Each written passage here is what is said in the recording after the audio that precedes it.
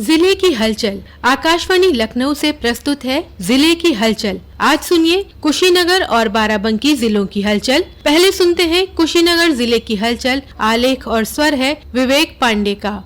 कुशीनगर जिले में बीते लोकसभा चुनाव परिणाम में भाजपा ने कुशीनगर संसदीय सीट पर हैट्रिक लगा दी है। भाजपा प्रत्याशी विजय कुमार दुबे लगातार दूसरी बार सांसद निर्वाचित हुए। उन्होंने अपने निकटतम प्रतिद्वंदी समाजवादी पार्टी के प्रत्याशी अजय प्रताप सिंह उर्फ पिंटू सिंह सेंथवार को 91,000 से अधिक मतों से पराजित किया। बसपा यहां तीसरे स्थान पर रही, जबकि पूर्व मंत्री और राष्ट्रीय शोषित समाज पार्टी के अध्यक्ष और प्रत्याशी स्वामी प्रसाद मौर्य को चौथे स्थान से संतोष करना पड़ा। भाजपा प्रत्याशी विजय कुमार दुबे को कुल 5,16,345 मत प्राप्त हुए, जबकि सपा के अजय प्रताप सिंह उर्फ पिंटू सिंह सेंथवार को 4,34,555 मत मिले। परिणाम घोषित होने के बाद जिला निर्वाचन अधिकारी उमेश मिश्रा ने विजयी प्रत्याशी विजय कुमार दुबे को निर्वाचन प्रमाण पत्र सौंपा। विजय कुमार दुबे वर्ष 2019 में भी भाजपा के टिकट पर कुशीनगर से सांसद निर्वाचित हुए थे तथा वर्ष 2014 में भाजपा यहां से जीती थी और राजेश पांडेय सांसद निर्वाचित हुए थे। कुशीनगर संसदीय सीट से भाजपा प्रत्याशी विजय दुबे ने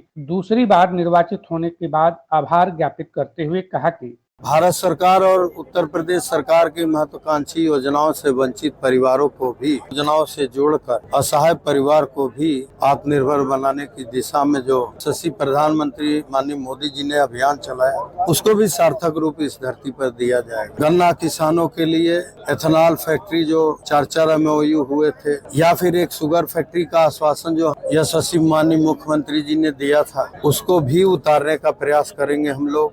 उत्तर प्रदेश पर्यटन विभाग ने मुख्यमंत्री पर्यटन विकास योजना के तहत चालू वित्तीय वर्ष में कुशीनगर में नई पर्यटन योजनाओं के लिए 1,850 लाख की कार्य योजना प्रस्तावित की है। इस योजना को सितंबर तक स्वीकृति मिलने की उम्मीद है। योजना के तहत भगवान बुद्ध की महापरिनिर्वाण स्थली कुशीनगर स्थित कुशावती बुद्ध विहार, कोरियन बुद्ध विहार, महामाया भिक्षुणी बुद्ध विहार, लिहसन चाइना वियतनाम बुद्ध विहार आदि के लिए 50-50 लाख रुपए प्रस्तावित हैं। इसके अलावा कुशीनगर जिले के विभिन्न धार्मिक स्थानों के विकास के लिए भी वित्तीय प्रस्ताव तैयार किया गया है। क्षेत्रीय पर्यटन अधिकारी रविंद्र कुमार ने बताया कि मुख्यमंत्री पर्यटन विकास कार्य योजना का प्रस्ताव पर्यटन मंत्री के बाद मुख्यमंत्री के पास जाएगी और सहमत मिलने के बाद नियुक्त इंजीनियर और आर्किटेक्ट TPR तैयार करेंगे। उन्होंने बताया कि कार्य योजना के सितंबर तक स्वीकृत होने की उम्मीद है। जनपद कुशीनगर में आंगनबाड़ी केंद्रों का कायाकल्प कराया जाएगा। प्रथम चरण में जिले के 84 केंद्रों पर लर्निंग लैब बनाने का कार्य शुरू कर दिया गया है। लैब में बच्चों को स्मार्ट क्लासरूम के साथ ही आकर्षक अंदाज में शिक्षा दी जाएगी। इसके अलावा स्वच्छ पेयजल, शौचालय, विद्युतीकरण, वॉल पेंटिंग सहित अन्य कार्य होगा। इन केंद्रों पर कायाकल्प पर लगभग 42 लाख रुपए का बजट खर्च होगा। केंद्र पर दिव्यांग बच्चों के लिए रैंप की व्यवस्था की जाएगी। कुशीनगर जिले के 14 ब्लॉकों में कुल 4,134 आंगनबाड़ी केंद्र हैं। इन केंद्रों को शासन से मॉडल आंगनबाड़ी केंद्र बनाए जाने के निर्देश मिले हैं।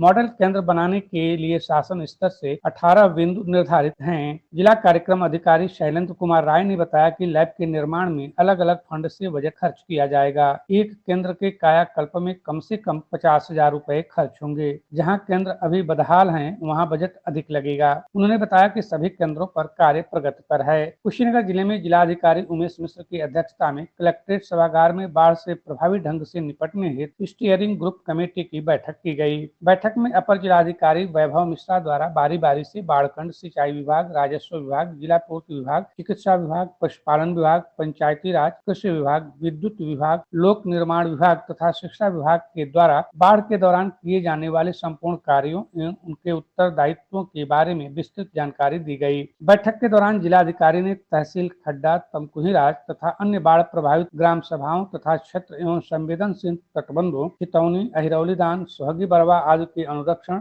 मरम्मत कार्यों के बारे में जानकारी ली। जिलाधिकारी ने पिछले साल छोड़े जाने वाले बैराज से पानी की मात्रा तथा विभिन्न परिक्षेत्रों में आने वाले ड्रेनों के साफ सफाई के बारे में जानकारी ली। कुशीनगर जिले में राजस्व एवं कृषि विभाग के द्वारा एग्री स्टैक योजना के तहत जिले के समस्त भूमिधर किसानों का डिजिटल डाटा के रूप में फार्मर रजिस्ट्री तैयार किया जाएगा। उप कृषि निदेशक आशीष कुमार ने बताया कि डिजिटल डाटा समय समय पर अपडेट किया जाएगा। डिजिटल डाटा तैयार होने के बाद सरकारी योजनाओं का लाभ किसानों को सीधे मिल सकेगा। कुशीनगर जिले की हलचल के बाद आइए सुनते हैं बाराबंकी जिले की हलचल। आलेख और स्वर है परवेज अहमद सिद्दीकी का। लोकतंत्र के पर्व के दौरान पड़ रही भीषण गर्मी का असर सभी जगह मतदान के दौरान देखने को मिला, मगर बाराबंकी जनपद के संवेदनशील मतदाताओं ने भीषण गर्मी और तेज धूप को नजरअंदाज कर मतदान में जागरूकता दिखाई। बाराबंकी जनपद उत्तर प्रदेश में सर्वाधिक मतदान के मामले में अग्रणी रहा और यहाँ कुल 67% मतदान हुआ, जो वर्ष 2019 में लोकसभा चुनाव के मुकाबले 4% अधिक रहा। चुनाव में कांग्रेस के युवा प्रत्याशी तनुज पुनिया ने 2 लाख से अधिक मत से प्रत्याशी राज रानी रावत को हराकर बड़ी जीत हासिल की। जिलाधिकारी सत्येंद्र कुमार को अधिक मतदान के लिए कराए गए प्रचार प्रसार अभियान के लिए चुनाव आयोग द्वारा प्रशस्ति पत्र देकर सम्मानित किया गया। जिलाधिकारी सत्येंद्र कुमार ने बताया, विधानसभा कुर्सी में सबसे ज्यादा वोटिंग हुई है और जो परसेंटेज इंक्रीज है, जो पिछले लोकसभा के कंपैरिजन में जो इस लोकसभा में इंक्रीज इन वोटिंग है, वो भी पूरे प्रदेश में सबसे ज्यादा बाराबंकी में रहा है। हम लोगों का फोकस था कि हाउस होल्ड लेवल पे ज्यादा से ज्यादा हम मतदाताओं तक पहुंचे और उनको हम लोग वोटिंग करने के लिए जागरूक करें।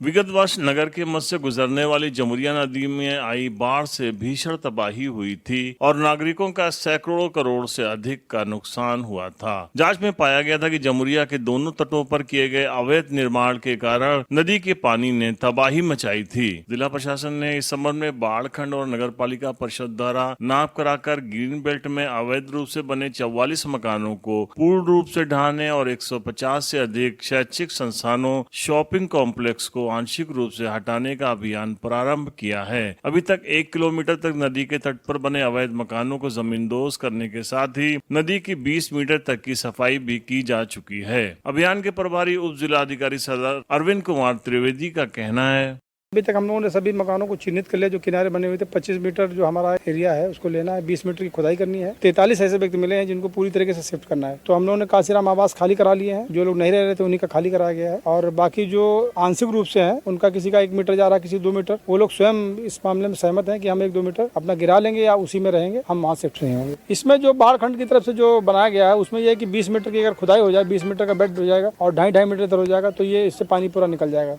नशीली दवाओं और मादक पदार्थों की तस्करी की रोकथाम के लिए उठाए गए प्रभावी कदम और परिणाम को देखते हुए बाराबंकी जनपद को देश का प्रथम स्थान प्राप्त हुआ है। विशेषकर नई पीढ़ी को नशे से दूर करने के लिए चलाए गए अभियान में बड़ी सफलता हाथ लगी है। इस क्रम में राष्ट्रीय बाल संरक्षण आयोग द्वारा नई दिल्ली में 30 जून को जिलाधिकारी सत्येंद्र कुमार को सम्मानित किया गया। नशा उन्मूलन अभियान के संबंध में जिलाधिकारी सत्येंद्र कुमार बताते हैं, माननीय मुख्यमंत्री जी द्वारा लगातार ड्रग माफिया के विरुद्ध कार्रवाई की एक मुहिम चलाई गई है पूरे प्रदेश में। पिछले अगर 2-3 साल में हम देखें तो लगातार पुलिस, एडमिनिस्ट्रेशन, जो ड्रग इन्फोर्समेंट की एजेंसीज हैं, सबके द्वारा जॉइंटली एफर्ट लिया जा रहा है। बाराबंकी में करीब 600 से ज्यादा मुकदमे एनडीपीएस के दर्ज किए गए हैं, जिसमें जितने भी ऐसे लोग जो ड्रग से संबंधित किसी भी इलीगल गतिविधि में हैं उन सबके खिलाफ कार्रवाई की गई है। 134 करोड़ की ड्रग्स जो है वो सीज किए गए हैं।